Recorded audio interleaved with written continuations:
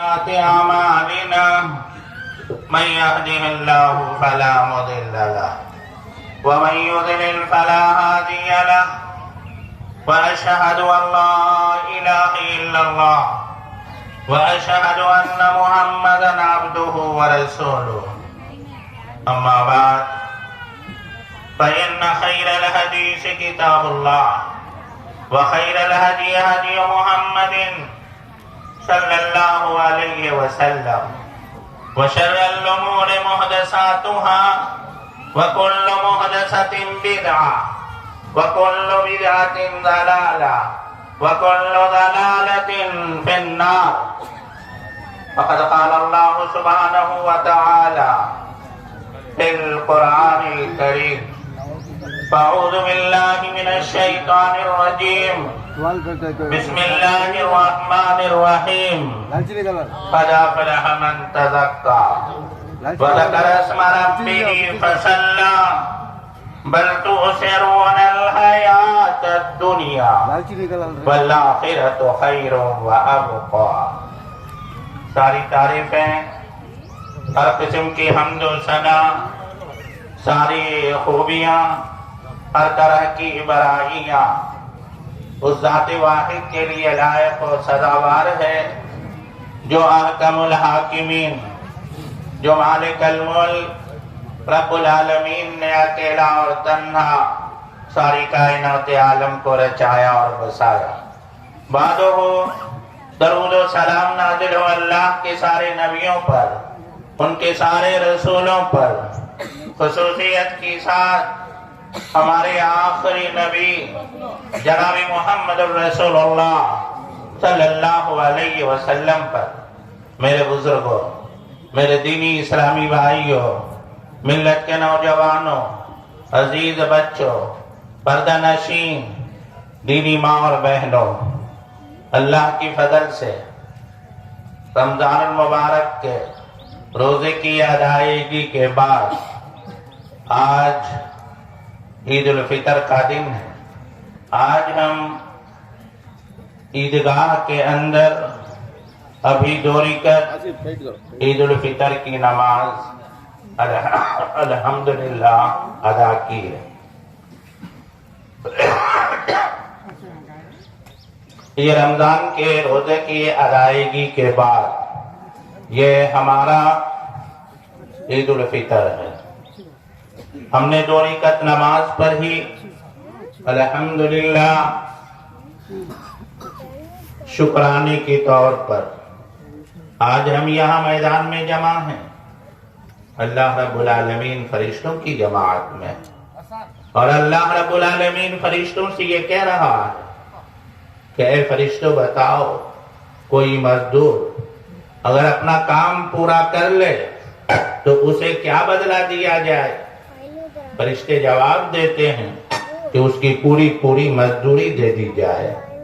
اللہ رب العالمین کہتا ہے کہ میں نے اپنے بندوں پر روزہ فرض کیا تھا، میرے بندوں نے روزہ رکھا، میری عزت و جلال کی قسم میں نے تمام کو بخش دیا، تمام کو معاف کر دیا.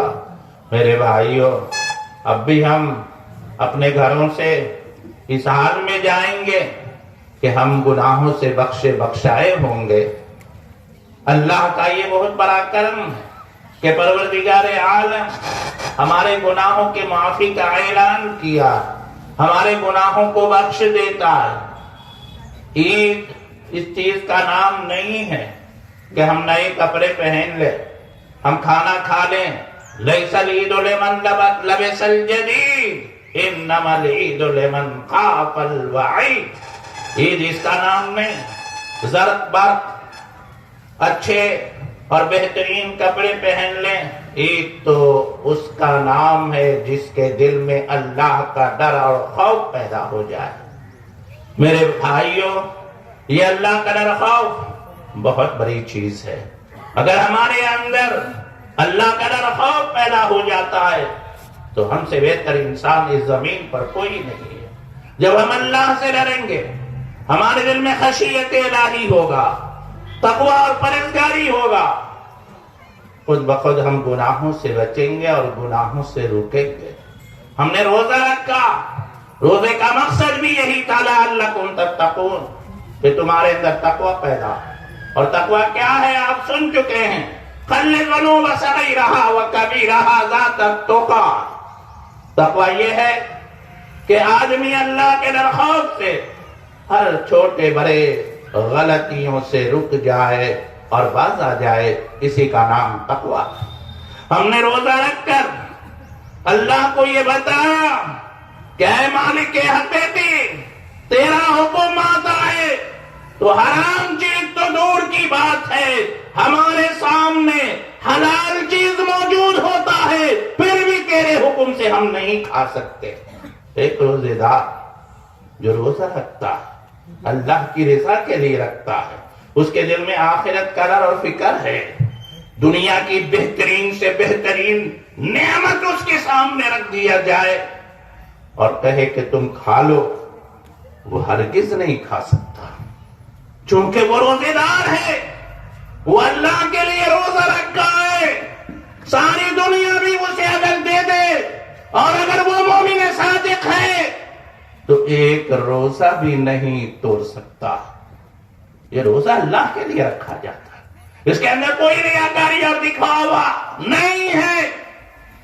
اس لیے حدیث قدسی میں آیا، پیارے نبی جناب محمد الرسول اللہ صلی اللہ علیہ وسلم نے ارشاد فرمایا، الصوم لی وانا اجزی بہ. روزہ میرے لیے ہے، میرا بندہ میرے لیے بھوکا پیاسا رہتا ہے، میں اسے اجر اور ثواب دوں گا. کتنا دوں گا، کیا دوں گا، وہ اللہ کے علاوہ کسی کو معلوم نہیں. ہم نے روزہ رکھا، اپنے اندر تقوی پیدا کیا، ہم نے رات میں تراویح کی نماز پڑھی، اللہ کا کلام سنا، ایمان تازہ ہو گیا. ہم نے صدقہ اور خیرات کیا، ہم نے نیکیاں کمائی، ہم نے رمضان کے مہینے میں گناہوں سے روکے رہے. سال کے 11 مہینے بھی ہمیں ویسی ہی زندگی گزارنی چاہیے جیسے زندگی ہم نے رمضان میں گزارا. رمضان المبارک بہت سارے پیغامات دیتے ہیں آپ کو. پہلا پیغام تو تقوی دیا، قرآن پڑھنے کا حکم دیا، اور پھر رمضان ہمیں یہ حکم دیتا ہے کہ ہم ایک دوسرے سے محبت پیدا کریں، ایک دوسرے کے قریب آئیں، ایک دوسرے کے دکھ درد میں شامل ہوں. بلکہ اسلام کے سارے عبادات کا پیغام ہی محبت. اگر محبت نہیں ہے اصل اسلام ہے ہی نہیں. اسلام محبت کا. نماز کو لے کو، نماز کے تعلق سے شریعت نے کیا بتایا، محمد الرسول اللہ صلی اللہ علیہ وسلم نے کیا فرمایا، پاؤں سے پاؤں ملا لو، کندھے سے کندھے ملا لو، امیر اور غریب، آقا اور غلام، مالدار اور فقیر، سب ایک ہی صف میں. دنیا میں ایسی محبت اور ایسی برابری کسی مذہب میں ہے؟ ہرگز نہیں. ایک ہی صف میں کھڑے ہو گئے محمود و ایاز، نہ کوئی بندہ رہا نہ کوئی بندہ نواز، سب ایک ہی صف میں کھڑے. ایک بادشاہ دوسری صف میں ہے، ایک فقیر پہلی صف میں. بادشاہ اس فقیر کے پاؤں کے نیچے سجدہ کرے گا، مگر اسے حق یہ نہیں ہے کہ وہ یہ کہہ دے کہ اے غریب، اے فقیر تو پیچھے چل جا، میں آگے آ جاتا ہوں. ہرگز نہیں. یہ اسلام ہے. رمضان محبت، مساوات، برابری، اخلاق کا درس دیا. ہمیں چاہیے کہ آپس میں ہم اسی طرح مل جل کر رہیں جیسے نماز میں کندھے سے کندھے اور پاؤں سے پاؤں ملا لیتے ہیں. ساری زندگی ایک مسلمان ایسے ہی ایک مسلمان سے جڑے رہیں اور ملے رہیں. جب یہ ہم ترقی کے منازل طے کر سکتے ہیں. میرے بھائیوں، اسلام کو شاید ہم نے نہیں سمجھا۔ قرآن کہتا ہے کأنہم بنیان مرصوص، کہ تم شیشے پلائے ہوئے دیوار کی طرح مضبوط رہو، ایک دوسرے کو تھامے رہو۔ اور بخاری کی وہ حدیث بھی ہم نے سنا ہوگا، بہت ہم نے سنا، بہت کچھ ہم سنتے ہیں۔ ایک شخص مسجد نبوی میں کھڑا ہوتا ہے، پیارے نبی جناب محمد رسول اللہ صلی اللہ علیہ وسلم سے سوال کرتا ہے، پوچھتا ای الاسلام افضل، اے امام الانبیاء ذرا مجھے یہ تو بتائیے کہ اسلام کی سب سے بڑی خوبی کیا ہے؟ آپ نے کیا فرمایا؟ من سلم المسلمون من لسانہ و یدہ، اسلام کی سب سے بڑی خوبی یہ نہیں کہا حج کر لو، عمرہ کر لو، زکوٰۃ دے لو، دوسرے کام کر لو، کہا اسلام کی سب سے بڑی خوبی یہ ہے کہ ایک مسلمان کی زبان سے، ہاتھ سے ایک مسلمان کو کبھی تکلیف نہ پہنچے۔ اور مسلم شریف کی وہ حدیث جس میں پیارے نبی صلی اللہ علیہ وسلم نے ارشاد فرمایا لا تدخلون الجنت حتی تؤمنوا ولا تؤمنوا حتی تحابوا، کہا تم میں کا کوئی آدمی جنت میں نہیں جائے گا یہاں تک کہ ایمان نہ لے آئے، اور تم میں کا کوئی آدمی ایمان والا ہو ہی نہیں سکتا یہاں تک کہ آپس میں محبت پیدا نہ کر لے۔ اسلام محبت کی تعلیم دیتا ہے، روزہ محبت کا پیغام دے کر کے گیا۔ ابھی نماز سے پہلے صدقۃ الفطر نکالنے کا حکم تھا، اور آپ نے سنا کہ صدقۃ الفطر ایک بہانہ ہے ہمارے روزوں کی کوتاہیوں کے لیے، ایک تلافی جہاں ہے وہاں غریبوں کی مدد ہے۔ اس میں محبت ہے کہ عید کے دن مالدار خوشیاں منائیں گے، اچھے کھائیں گے، غریب بھی اس خوشی میں شامل ہوگا، وہ بھی اچھا کھائے گا۔ صدقۃ الفطر نکالو، تو صدقہ فطر نکالنا فرض ہے، ضروری ہے، اس میں بھی محبت۔ آئیے میں آپ کو بتاؤں، جب بچے دینی اسلامی مدرسوں میں جاتے ہیں نا، چھوٹے چھوٹے بچے، تو ان کو پڑھایا جاتا ہے چھوٹی چھوٹی کتابوں میں، ایک واقعہ بیان کیا جاتا ہے مدینہ منورہ کا واقعہ، اور وہ یہ ہے کہ عمر فاروق رضی اللہ تعالی عنہ مدینے کے ایک راستے سے گزر رہے تھے، دیکھا کہ ایک چوراستے پر ایک نابینا، ایک اندھا آدمی رو رہا ہے اور زارو قطار رو رہا ہے۔ عمر فاروق رضی اللہ تعالیٰ عنہ اس کے قریب گئے، کہا بھائی کیوں رو رہے ہو؟ وہ آدمی روتا چلا جا رہا، اندھا ہے، عمر کی مجلس میں کبھی آیا نہیں، عمر کو جانتا نہیں، عمر کو پہچانتا نہیں، رضی اللہ تعالیٰ روئے چلا جا رہا۔ عمر فاروق رضی اللہ تعالیٰ عنہ پوچھتے ہیں بھائی کیا مصیبت آئی، کیا تکلیف آئی، کیوں رو رہے ہو، کچھ تو بتاؤ۔ کہا کہ ایک آدمی تھا، وہ میرے گھر کو آتا تھا، اور میرے گھر کو آنے کے بعد میری ساری ضرورتیں پوری کر دیتا، میرے کپڑے صاف کر دیتا، گھر میں جھاڑو لگا دیتا، کھانے پینے کی چیزیں رکھ دیا کرتا تھا، پانی رکھ دیا کرتا تھا۔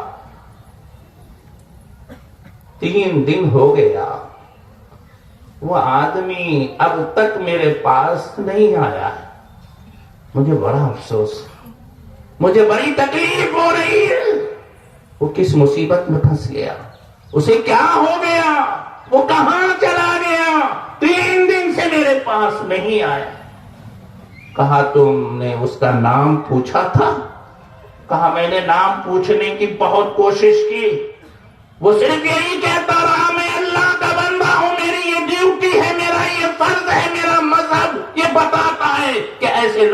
خدمت کرو. وہ اپنا اصلی نام کبھی نہیں بتایا.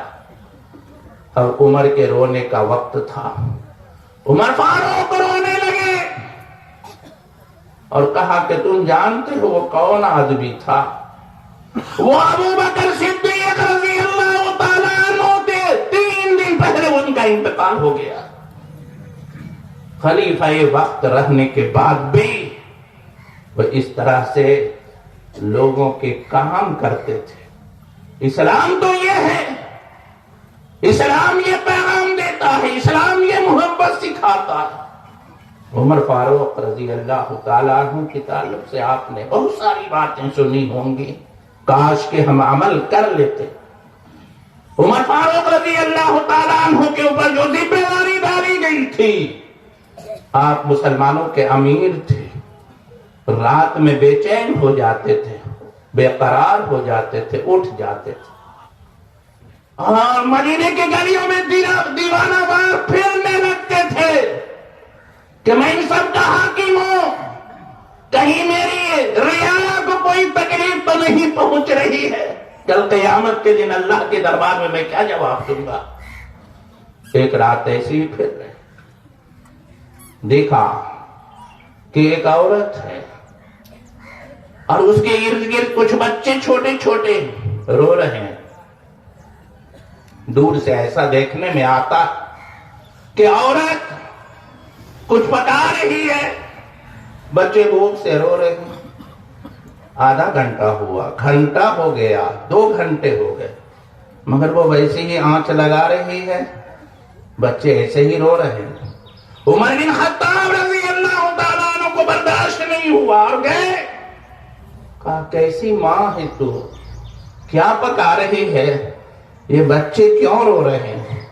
کہا اجنبی مسافر، تم اپنا راستہ لو، میرے معاملات میں تجھے دخل لینے کی کیا وجہ، کیا ضرورت ہے؟ وہ بھی عمر کو نہیں پہچانتی تھی. کہا ماں کچھ تو بتاؤ، ہو سکتا ہے میں تیرا کام آ جاؤں. کہا سننا چاہتے ہو سنو. میرے بچے کئی روز سے بھوکے، میں کنکر اور پتھر وہ ہانڈی میں رکھ کر نیچے سے آگ لگا رہی کہ میرے بچے یہ سمجھے ماں کچھ پکا رہی ہے اور ویسے ہی روتے روتے سو جائے. عمر فاروق رضی اللہ تعالیٰ رونے لگے.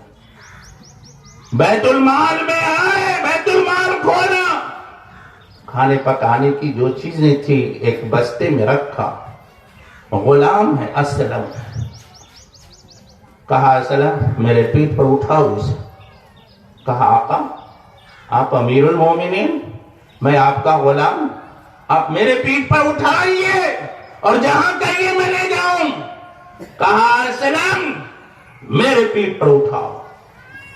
اسلم غلام کہہ رہا ہے آقا میں تو غلام ہونا آپ کا، آپ میرے اوپر اٹھا دیجئے، میں اس کو لے کے جاؤں جہاں آپ کہیں. کہا اسلم لے، قیامت کی دن اگر تو عمر کا گناہ اٹھانا چاہتا ہے تو اٹھا لے. حضرت عمر فاروق رضی اللہ تعالی عنہ اپنے پیٹھ پر اٹھاتے، اس عورت کے پاس آتے ہیں، خود کھانا بناتے ہیں، غلام بھی ساتھ ہے، اور وہ بیان کرتے ہیں کہ چولہے میں جو پھونک مارتے تھے اور دھواں آپ کی داڑھی مبارک سے نکلتا تھا اسے میں دیکھ رہا تھا. تھوڑی دیر میں کھانا تیار ہو گیا، بچے کھائے اور کھیلنے لگے. تو غلام نے کہا آقا صبح ہونے کو ہے چلیں گے. کہا اسلم میں آیا تھا یہ بچے رو رہے تھے، جب تک یہ ہنسنے کھیلنے نہ لگے عمر کیسے جا سکتا ہے؟ تھوڑی دیر میں بچے کھیلنے لگتے ہیں. عمر فاروق اپنے گھر کی طرف روانہ ہو رہے ہیں. مؤذن کہتا ہے اللہ اکبر اللہ اکبر. یہ اخلاق تھا، یہ کردار تھا امیر المومنین کا، جس کی وجہ سے اسلام ساری دنیا میں پھیلتا چلا گیا. میرے بھائیوں، رمضان یہی محبت کا پیغام دیتا ہے. روزہ ہمیں یہی سکھایا ہے، رات کا قیام ہمیں یہی بتایا ہے کہ ہم مسلمان ہیں.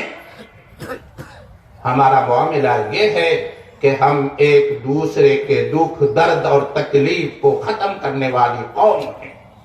ہم میراب و محبت کے علمدار ہیں, دنیا میں امن کے حامل ہیں, دنیا میں ہم محبت کو پھیلانے والے ہیں اور دنیا سے ہم نفرت کو مٹانے والے قوم ہیں. اور جب تک ہمارا سوچ یہ رہا, دنیا میں مسلمان ترقی کے منازل کو طے کرتا چلا گیا, تھمتا نہ تھا کسی سے سیل رواں ہمارا. جہاں مسلمان جاتے تھے لوگ ہاتھوں ہاتھ لیتے تھے.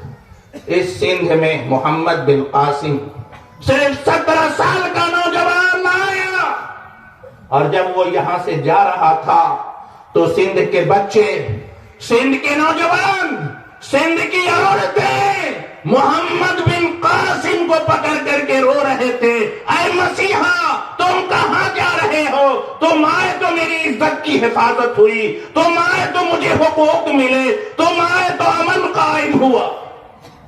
مسلمان امن کا پیغام دیتا ہے, مسلمان محبت کا درس دیتا ہے. ہمارے سارے عبادات محبت سے بھرے پڑے ہیں. میرے بھائیوں, اللہ کہا قد افلح من تزکا.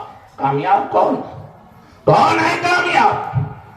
پہلے اس دل کو صاف کرو, اس دل کو صاف کرو جس نے پاکی حاصل کی, جس نے اس دل سے نفرت, عداوت, بغض اور حسد کو صاف کر دیا اور پھر کپڑے اور بدن کو صاف کیا, وہ کامیاب ہے. جس نے نماز پڑھا اور اللہ کا ذکر کیا, آپ نے پاکی حاصل کر لیا, اجلے اور اچھے کپڑے پہن لیے, آپ نے نماز بھی ادا کر لیا, ذکر بھی کیا, اللہ اکبر اللہ اکبر اللہ اکبر, لا الہ الا اللہ واللہ اکبر اللہ اکبر وللہ الحمد. اب ہم پاک اور صاف ہیں. بقیہ زندگی ہماری پاک اور صاف اور ستھری زندگی ہی ہونی چاہیے. ہماری زندگی میں علائشیں نہیں ہونی چاہیے, گندگی نفرت کی نہیں ہونی چاہیے, گندگی ہمارے اندر حسد اور بغض اور کینہ کی نہیں ہونی چاہیے. ہم سب ایک ہیں اور یہی آواز, یہی پکار ہر مسلمان کی ہونی چاہیے. میرے بھائیوں, عید الفطر کا دن ہے, عورتیں بھی, بچے بھی ہیں, اور سب کو عید الفطر میں عید الفطر کی نماز کے لیے آنا چاہیے. عورتوں کو بھی اللہ کے رسول صلی اللہ علیہ وسلم نے بہت زور دیا تھا. میں نے رات بھی کہا تھا کہ اسلام پر اگر چلے تو اس میں عزت ہے, اس میں شان ہے. اسلام نے روز ازل ہی میں کہا کہ عورتیں بھی مسجد میں آ سکتی, عیدگاہ میں مردوں کے ساتھ پردے کے ساتھ نماز پڑھ سکتی ہے. لیکن لوگوں نے حدیث پر عمل نہیں کیا. آج مصیبت میں پھنس رہے ہیں تو مسلم پرسن اللہ نے پہلے ہی اعلان کر دیا کہ عورتیں مسجد میں جا سکتی ہیں, عیدگاہ میں جا سکتی ہیں جہاں پردے کا انتظام. کیا ضرورت ہے؟ پہلے ہی اعلان ہوا تو کیا ہے. محمد الرسول اللہ صلی اللہ علیہ وسلم نے 1400 سال پہلے جب اس وحی کے الفاظ آئے, جب یہ اعلان کر دیا کہ عورت اور مرد دونوں کے حقوق برابر ہیں, دونوں مسجد میں آئیں گے. عورتیں مسجد میں آئیں, مسجد میں آئیں گی, دین سیکھے گی, اسلام سیکھے گی, بچوں پر اس کا اثر پڑے گا, ہمارا ماحول اچھا ہوگا, ہم اچھے ہوں گے, ہم نیک رہیں گے, ہمارے بچے بھی نیک رہیں گے. اللہ سے دعا کیجئے ایسے موقع پر کہ پروردگار عالم ہم سب کو ایک اور نیک کر